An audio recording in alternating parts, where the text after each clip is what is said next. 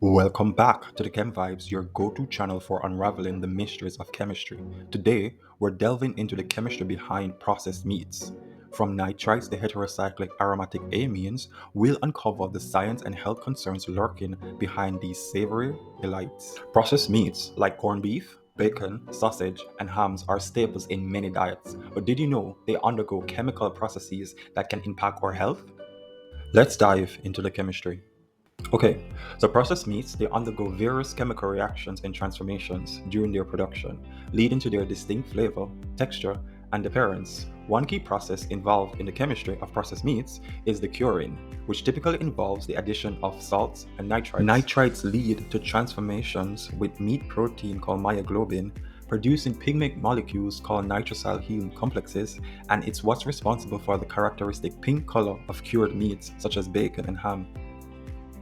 Additionally, nitrites are preservatives. They can inhibit the growth of bacteria, particularly a bacteria known as Clostridium botulinum that can produce toxins. Thirdly, nitrites also lead to flavor development, and it's a complex process. Nitrites can reduce the presence of certain other chemical compounds that would affect flavor and are perceived as unpleasant chemical compounds. So, amino acids are building blocks of protein. However, when these nitrites interact with free amino acids in meat, they can form harmful chemical compounds that are called nitrosamines. Nitrosamines are known carcinogens, meaning they have the potential to cause cancer, and research has shown that regular consumption of processed meats containing nitrites may increase the risk of certain cancer, particularly colorectal cancer. But the dangers of creating carcinogens in meat doesn't end there actually. When meats are cooked at high temperatures, two other groups of harmful chemical compounds can form: heterocyclic aromatic amines or polycyclic aromatic hydrocarbons. So these two groups are formed during the cooking process, particularly when meat is grilled, smoked, or charred. These chemical compounds have been linked to an increased risk of cancer, including colorectal, stomach, as well as pancreatic cancers.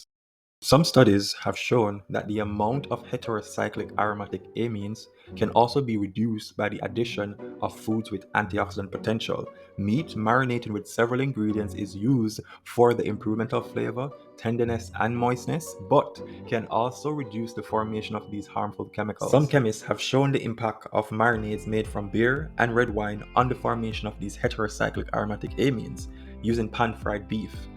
They marinated beef samples in either beer, red wine, or a controlled marinade before pan frying. And what they found was that both beer and red wine marinades significantly reduced the formation of these heterocyclic aromatic amines compared to the control, with beer having a better advantage.